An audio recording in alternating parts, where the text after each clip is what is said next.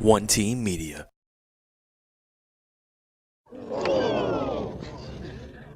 This is the Bogies and Bourbon Podcast, a weekly podcast talking about two of our favorite loves, golf and bourbon. And now your hosts, Justin and Matt.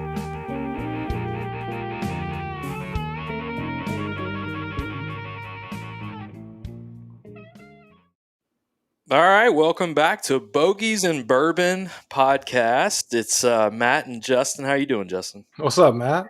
So you're on the road right now, and I'm about to go on the road.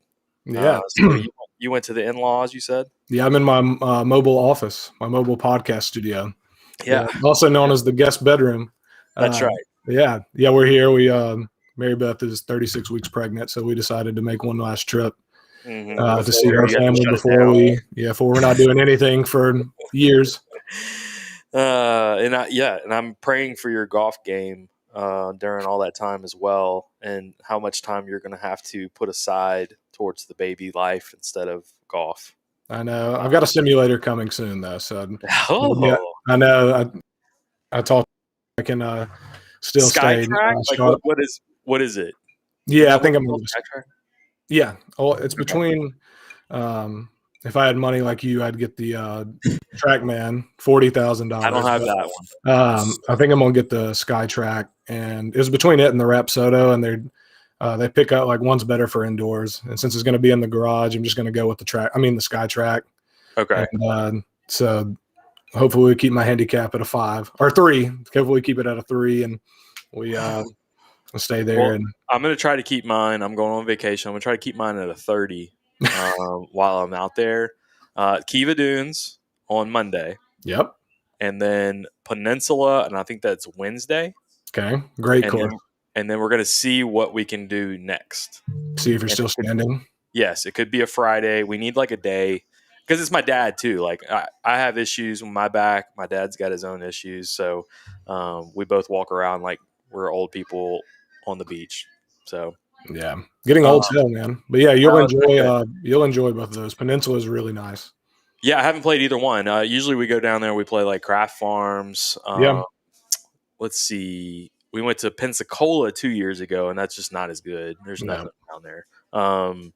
Let's see. There's another good course that we played in Perdido before, and I can't remember what it was.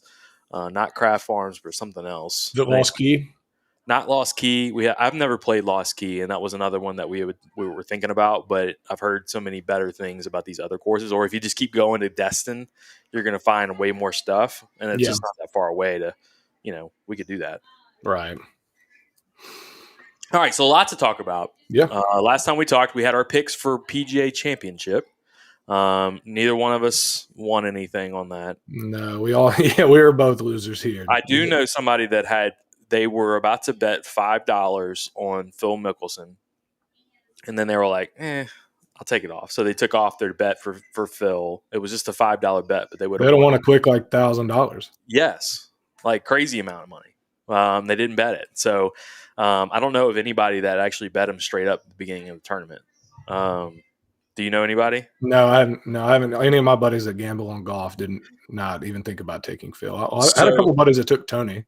Okay, well, I had a couple of friends that took Oosthuizen for the last round because he was like plus 500 for the last round. I thought that was a great value bet. I remember we put on Twitter, it said my heart with Phil, my head with Brooks, and my wallet with Louis because the odds were too good. Absolutely. You weren't getting anything with Brooks, and it wasn't enough for you to even think about Phil. Man, I never would have thought Brooks would have kind of like caved under the pressure of the last round. It felt like that's what he was doing, and I had never seen him do that before.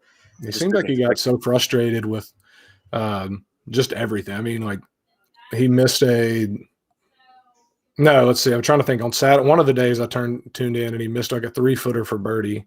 And he just didn't putt well at all. No. And I think on Sunday they kind of slow play with Phil, like I wouldn't even say mind games. I think he could just get under your skin with like. It took him like 3 or 4 minutes sometimes, or not. He was slow. He was playing really slowly. Yep. And so Brooks is one of the fastest players on tour, so I think it kind of just wore him down. And I think he hit a shot. Is Phil normally that slow? It feels like he's. I mean, I keep hearing he got into yoga and he's all into meditation and stuff and all that kind of thing. But like, I don't remember him being that slow of a player. I don't remember him being that slow, but I think he slowed down here. It worked. Clearly within the last couple of years, after he started doing the coffee for wellness and the sunglass. I mean, like he's just like a caricature. He's just he's just a big character. I know. That one caught me completely off guard too, with Phil even being in the mix. Because he had been blowing up in majors pretty hard. He hadn't finished in the top 50 in majors in 4 years. He's a guy, if you were betting, you would usually bet him like in a first round, whoever he's matched up with, to lose the first round matchup, because he's usually matched up with somebody that's pretty good in the first round. So that's a guy that traditionally people would hammer on the other side. For him to even be in the mix was something else. All right, so he kind of takes off a little bit in the end of the round. Well, it got it a little bit closer than it should have, probably. Yeah, Brooks made a birdie on a par 5, and Phil got up and down, which kept it really close, which kept Brooks from picking up a stroke. But then they went to the par 3, and Phil, I don't know, I think he had a good number, but hit a ridge or something, or the downslope, and it just kicked it off the back, and he made bogey. Right. So they went to 18, and he was still up 2. But I mean, everybody, I guess they had enough scar tissue with seeing how he finished at Wingfoot and like all these other tournaments where he just, fanning drives left and right, that everybody was still kind of worried. It was like, it's 2 strokes, which is normally close enough or good enough for you to win if you just have 1 hole to go. But with Phil, he's kind of still sitting on the edge of your seat. All right. So the memes come out after the thing. And I think that people may end up remembering, well, they'll remember Phil wins.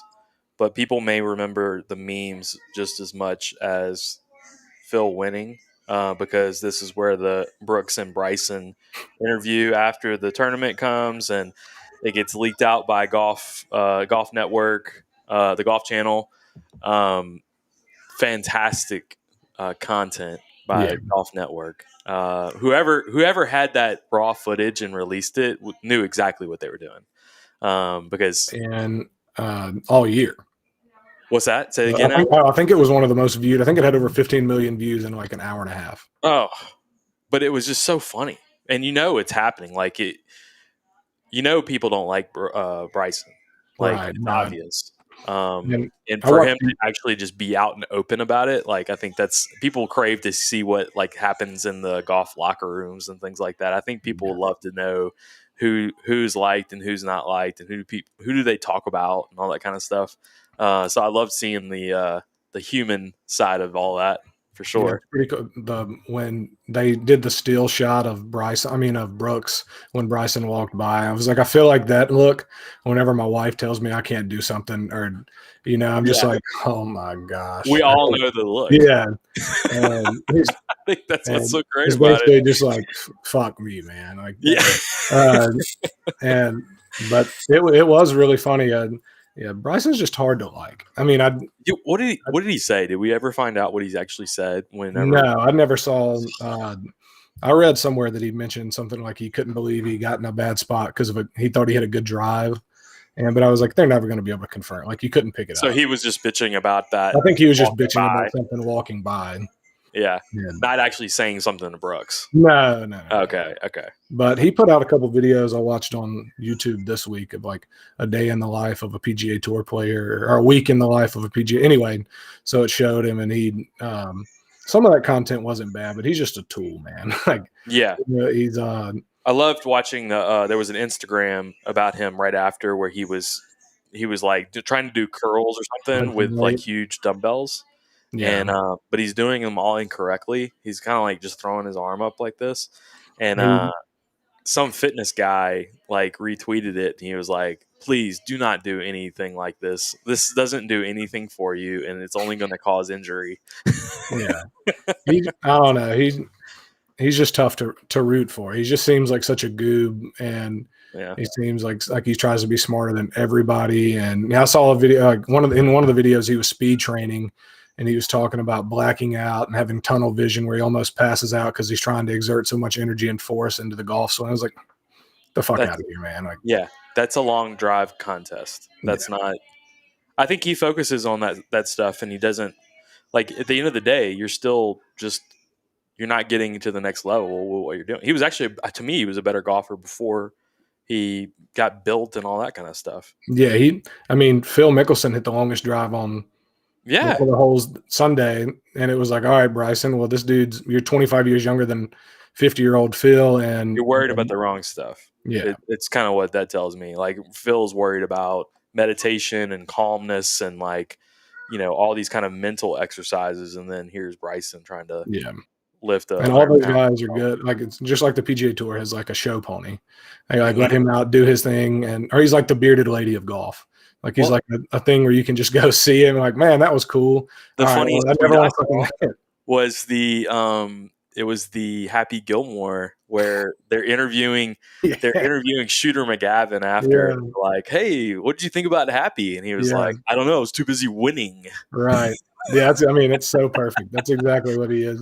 All right, so I know you're waiting for dinner. I'm drinking an Uncle Nearest 1884. So that's, if you guys want to see the bottle here, got a little bit left. It's kind of in my podcast room right here. So you're going to dinner later. Yeah. What are your plans for dinner for beverage plans? I brought this to the mobile podcast studio, but got some special reserve. Yep, special ordered. You sent me a text about it, and you say that I shitted on you. You did. You were like, that's the worst one out of all of them. I was like, well, it took me 2 months to find the damn thing. It's very hard to get. Yeah, I got to get it shipped from California. And I asked you, the first thing I asked you, I was like, how much did you pay? And you told me. I said, okay, that's good. Yeah, it's good. And people try to like kill you on a special reserve Weller now, and because Weller's so hard to get. And then it's there's nowhere in Mississippi that has it. The Antique 107 is really good.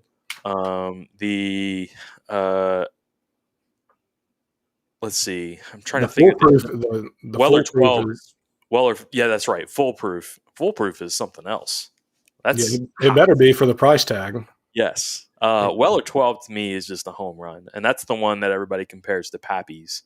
Like, it's basically all from Buffalo Trace, and it's just another brand, but it's kind of like Pappy's, but it's just in a different bottle. Is it in a white bottle? No, it's black. Black, okay. Black label. So The last time, and brings us to my vacation coming up. The last time I went on, actually, when we went to Pensacola, it was 2 years ago. My wife had gotten a bottle. It was actually a handle.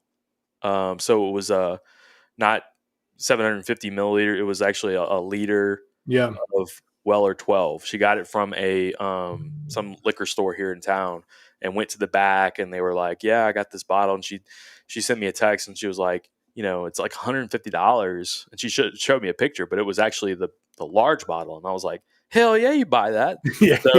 So she buys it. I bring it on vacation, and we drank Weller 12 the entire trip, like a bunch of jackasses, actually.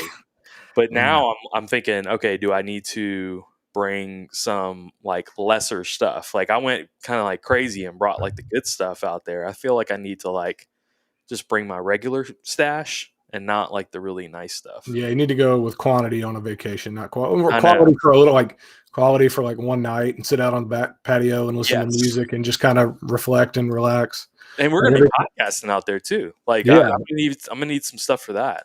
Yeah, but I feel like you could get away with some cheap stuff and just enjoy. And golf.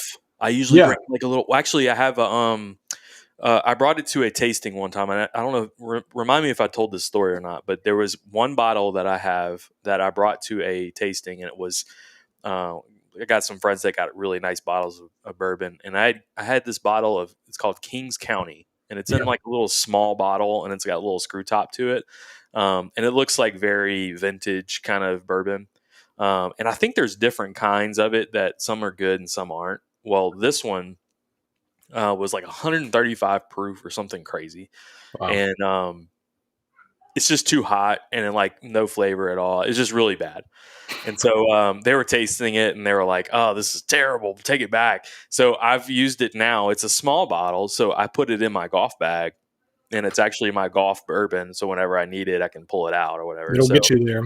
It will. And that's all I need on a golf course, Yeah, you're not trying to drink like you're not trying to drink Pappy or anything nice on a golf course when you're shooting 100. Yeah. That's right. Yeah. I need to feel it fast. Yeah.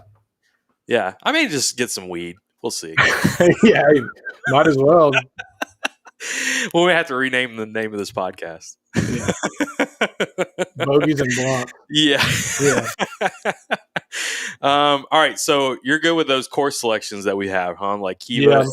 So we'll take a whole bunch of videos of that when we're out there. And so One Team, One Podcast and One Team, we're sponsored now. Well, we're sponsored by Fred's, which is a famous bar in Baton Rouge. But we're also sponsored, and we're going to be doing this quite a bit. And I don't know if you're a cigar smoker, but I have Bocock Brothers cigar. Yeah, Bococks. Yeah. So they are. They've given me a couple of boxes of cigars, and they know I'm about to go on vacation, so we're going to be smoking cigars the entire time. But they're LSU grads, and they live in Houston. So I can allow it. Huh? I can allow it. Okay. Yeah. All right. So I end up smoking cigars and it kind of gets in the way. I try to put it down. I don't ever like keep the cigar in my mouth and try to swing with the cigar in my mouth. Do you ever do any of that? No. Do you ever smoke cigars when you're playing at all? I haven't done it in a long time, but we've gone on some like bachelor parties and special occasion stuff. Okay. But no, day to day. You're too serious. I think so. I don't even think I drink a lot of bourbon on the golf. I mean, like if we play in tournaments, I'll get like a mixed drink, but it's like one to get me loose and then beer to get me the rest of the way through. Okay. And then I'll pick back up after we get done with the tournament. But yeah, if we're playing in like a real tournament, I'm probably not going to be pounding bourbons all day because I'll just be shitty by the 10th hole and then I'll be frustrated. What's your go-to snack when the cart girl comes? Peanut butter crackers. I mean, actually, look. I mean, I told you I'm fat. Like I like. No, I'm fat too. No, I like peanut butter crackers, and then typically in Tupelo, I go and get a hot dog. Okay, so you go inside and go get a hot dog, but like if the cart girl comes, you'll just get like a little thing of crackers. Yeah, mine go-to is a cold Snickers. Yes, I get cold Reese's peanut butter cups sometimes. Oh, okay, and they're really good. Yeah, no, I can't eat like a room temp one now. Oh, really? It's like all the time. See, I only do cold Snickers on a golf course. I never do them like otherwise. I respect. Weird. All right. So this week PGA Tour. Where are they at? They're in Fort Worth. They're in Fort Worth, the Colonial, the Charles Schwab Challenge. Mm-hmm. Okay, so and Spieth is leading. He was leading this morning, but I think he's fallen back a couple, or he hadn't fallen back. Somebody's caught him and gone out. Jason Kokrak was 10 under last I checked. Okay. So, and there was some of the guys that some of these guys that I don't know, but there was a couple of guys that were Corn Ferry. A lot of Texas guys. Sebastian Munoz played at North Texas. He's up there. Sergio Garcia, who lives in Texas, married a Texas girl. Sure. He's up there. And then there's another. We got to talk about Charlie Hoffman because he's 8 under today or 9 under, and he's the world's best at shooting some low freaking score on Thursday and Friday, and then hitting ejects so quickly on Saturday and Sunday. Like I would almost put a bet right now, and it'll probably come back and bite me in the ass, but I'd almost put a bet he doesn't finish in the top 25. Really? Yeah. So he comes out, comes out. It's funny. He's in Texas, comes out guns blazing, and then just, goes out with a whimper. Huh. Webb Simpson's my guy usually that I think of that. Like he'll hit like a 63. And then all of a sudden, you don't hear him on the final day at all. Let's see. I'm looking at that leaderboard quickly. Who's the other guy you were mentioning before we came on? Yeah, Kramer Hickok's another guy that is a douche, but he's played at Texas, so he probably got like a sponsor's invite. Okay. I say he's a douche. I walked with him at the Sanderson in Jackson a couple years ago. Mm-hmm. And like they had a bit about it, like a little personal information on the scoreboard when you walk by. And it's like, if he wasn't on the PGA Tour, he'd be doing commercial real estate with his dad. And it was like, okay, this dude's grown up, like tons of money. Like he's just doing PGA golf because he's fun. Like he just seemed like a petulant little bitch. But then there's another guy that's apparently speaking of billionaires, Maverick McNeely's up there. Maverick McNeely, yeah, right. And so, all right, tell his story because I know you know it. Yeah, no, his dad he seems like a good dude. He's dating Danielle King on the LPGA. He doesn't seem like a douche. No, I don't know. I've never married worked with him. Yeah. Well, his dad is the CEO of it may be Oracle. I can't remember, some tech company, and he's like a billionaire. So, like like an official billionaire. So he's just chilling, hanging out. He went to Stanford. He's obviously a great golfer, but. Yeah, but how great is that life, right? Yeah, I mean, you get to travel and get paid to play golf, and then if you completely fuck it up, you can come work for dad and chill. I mean, you ever thought like if you were a millionaire, like would you quit working or would you continue to would you invest in something and keep working in something else? Like I feel like I would still want to do something. And just buy into something where I'm still working on it, but like in his case, he's already super rich, doesn't have to do anything, but like he chooses to play golf and he's really good and he can do that for a living. Like, I mean, it's got to be tough, either make millions one way or make millions the other way. Yeah. And have fun the entire time anyway. Yeah. Well, I would hope. I don't know if he's having fun or not. No, I envy him for sure. Old fashions. Are you an old fashioned guy? No, I remember we talked about this last week. That's right. I've only had like 2 or 3, and the first one I ever had was in Oxford, and it was terrible. So we thought it was going to be good, and it just wasn't. So usually bourbon neat or bourbon. Yeah, bourbon on ice. Yep. Okay, so tonight y'all are going to dinner. Yeah. Where is it? Where's this place at? We're actually going to Country Club of Jackson, where the Sanderson Farms is played. So, a country club in Jackson on a golf course, you would think they would know how to do a good old fashioned, right? Yeah, I'll have to. Yeah. Yes, let's do it. Yeah, I'm going to do it. Chronicle the old fashioned. Yeah. So what is it? So it's bitters, sugar, cube, orange peel, and bourbon. And yes. And so some places will do, instead of a sugar cube, they'll just do like simple syrup. Okay. And they'll kind of mix the bitters with the simple syrup, bourbon, and then an orange or a lemon. I've had some before that I don't know. I've had so many now that people give me like a lecture on how many, like what you're supposed to do for an old fashioned and what's the traditional way for an old fashioned. And apparently lemon was what they started with, and then it's gravitated towards oranges over the years. But a lemon to me tastes, tastes a little bit more like a summer refreshing drink than an orange does. It makes all the difference in the world. So sometimes they'll even do both if you ask. So maybe try a few. Maybe how many can you take? How many can you get down tonight? I mean, we can try. I mean, we can Don't figure drive it out tonight. Let the wife drive. No, we're going with her whole family. So I okay. So you're in the back seat. Oh yeah. Okay, we're good. We can do 3. One with a lemon, one with an orange. One without.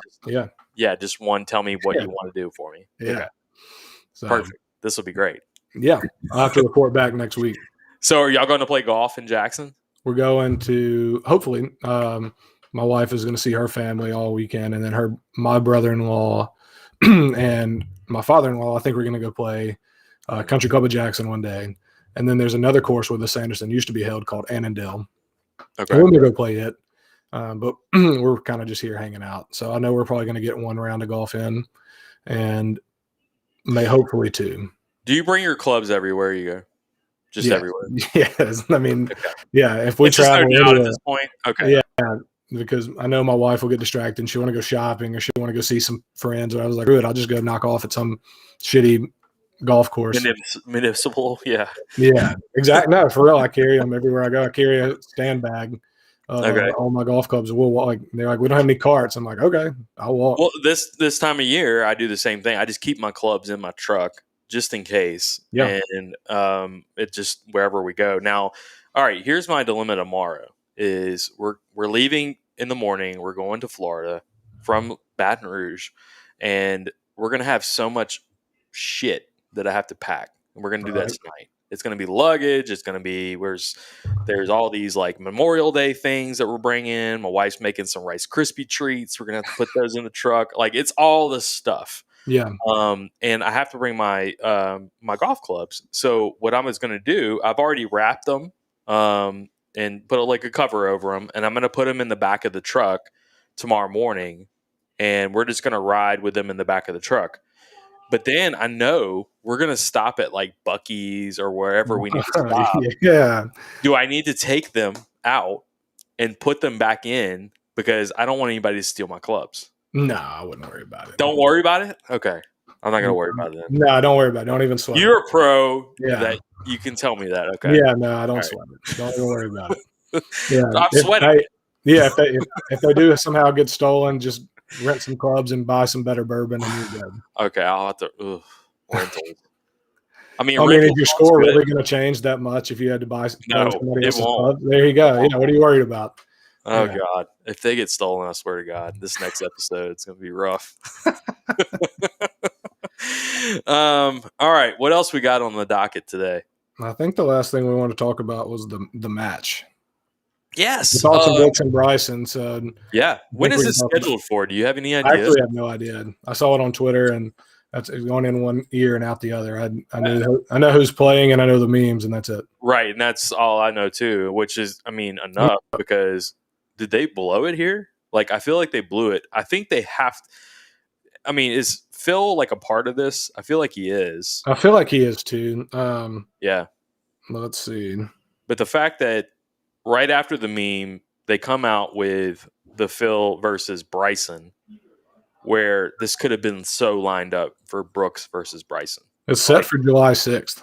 July 6th, so that's not too far away. No, it's not. So, but yeah, they could have like made a fortune on pay-per-view on this game. I think they still will, which is like, I think they still haven't. I think Phil moves the needle enough and Tom Brady moves the needle enough for them to justify them. But I think it would have been a lot more fun to see Tom or somebody else and Brooks versus the other dude. Or just have him there, like running. Like he could be like an on-course correspondent.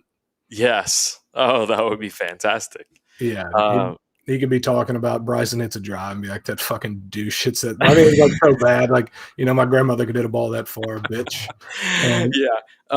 So that the tweet after, which was Brooks saying, "So sorry, Aaron Rodgers," was like, that blew up too. I don't know. I mean, must have had like 100,000 likes on Twitter. But that just shows you right there, like how much they could have gotten out of a Brooks Bryson, because I don't think. Did you see the follow-up tweets to Bryson, or from Bryson, and then from Brooks again? No. So Brooks tweeted. Hold on. I hear it. Somebody's trying to break in. That's my nephew. It's hilarious. He's 2. But Brooks tweeted at them, said, "Sorry, Aaron Rodgers," and then Bryson tweeted back at him and said, "Living in your head, rent free." and then Brooks sent a video in. So somebody was playing it. Bryson was at in a tournament or pro-am or something, and he had a drive, and somebody said, "Let's go, Brooksy," talking about like calling him Brooks. And then Bryson turned around and he was like, chewing that dude out. Did he do it on purpose, or the guy yelling that, or I saw that, but I didn't understand like if he was doing it on purpose or if he just really thought that it was Brooks. No, I think he was doing it on purpose. That would be even funnier though if it wasn't. If they just saw that it was, they were like, okay, it's some goofy guy, Brooks. Yeah. And their names are kind of similar too.